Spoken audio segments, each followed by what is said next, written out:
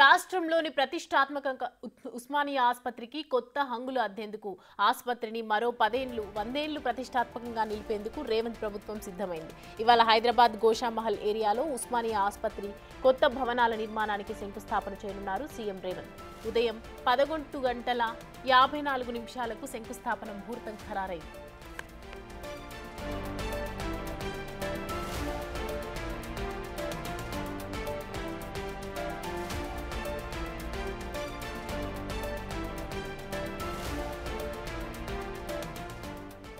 వచ్చే 100 ఏళ్ల అవసరాలకు తగ్గట్టుగా ఆధునిక వసతులతో నూతన భవన నిర్మాణం చేపట్టాలని సీఎం రేవంత్ రెడ్డి ఆకాంక్షిస్తున్నారు. నిర్మాణానికి సంబంధించి ఏ విషయంలోనూ రాజీ పడొద్దని అధికారులకు సూచించారు. ఉస్మానియా ఆసుపత్రి భవన నిర్మాణాలతో పాటు టీచింగ్ స్టాఫ్, స్టూడెంట్స్ కు ప్రత్యేకంగా హాస్టల్ భవనాల నిర్మాణానికి సూచనలు చేశారు. పార్కింగ్, ల్యాండ్స్కేప్ విషయంలోనూ తగు జాగ్రత్తలు పాటించాలని సీఎం తెలిపారు. ఆసుపత్రికి రాకపోకలు సాగించేలా నలువైపులా రహదారులు ఉండాలని, అవసరమైన చోట ఇతర మార్గాలను కలిపేలా అండర్ పాస్లు నిర్మించాలని సూచించారు. ఇక పూర్తి వివరాలు దీనికి సంబంధించి హరికృష్ణ అందిస్తారు లైవ్ లో. హరికృష్ణ,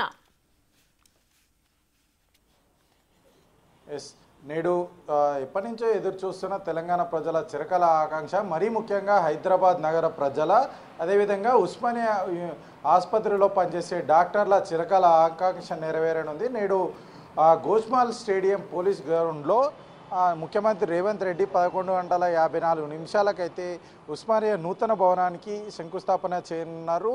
ఈ మేరకు ఆయన 11:54 శంకుస్థాపన చేయనున్నారు. అయితే ప్రధానంగా గతంతో పోల్చుకుంటే గతంలో దాదాపు తక్కువ స్థాయిలో అయితే ఈ యొక్క సౌకర్యాలు ఉస్మానియా హాస్పిటల్లో ఉండేవి. అయితే రాష్ట్ర ప్రభుత్వం ఏర్పడిన తర్వాత ఎప్పటి నుంచో వారు అక్కడ ఉన్న అయితే డాక్టర్లు కావచ్చు, రాష్ట్ర ప్రజలు కావచ్చు, రాష్ట్ర నలుమూలల నుంచి ఈ యొక్క ఆసుపత్రికి వస్తున్న నేపథ్యంలో ఈ భవనాన్ని నూతనంగా నిర్మించాలని చెప్పేసి గతంలో చాలా వరకు కూడా వర్షం వస్తే వర్షపు నీరులో హెల్మెట్లు పెట్టుకొని మరి ఏదైతే రోగులకు ట్రీట్మెంట్ ఇచ్చిన పరిస్థితి ఉస్మానియా ఆసుపత్రిలో ఉండేది. అయితే దీన్నంతా ఇవన్నీ విషయాలు కూడా కాంగ్రెస్ ప్రభుత్వం అధికారంలోకి వచ్చిన తర్వాత వారి దృష్టికి తీసుకురాగానే నూతన భవనం నిర్మించాలని చెప్పేసి ముఖ్యమంత్రి రేవంత్ రెడ్డి క్యాబినెట్ నిర్ణయించారు. అయితే ఈరోజు ఉదయం 11:54 నూతన భవనానికి శంకుస్థాపన చేయనున్నారు. ప్రధానంగా 26 ఎకరాల్లో 32 లక్షల ఎస్ఎఫ్టీలో అయితే ఈ యొక్క ఆసుపత్రి నిర్మాణం జరగనుంది.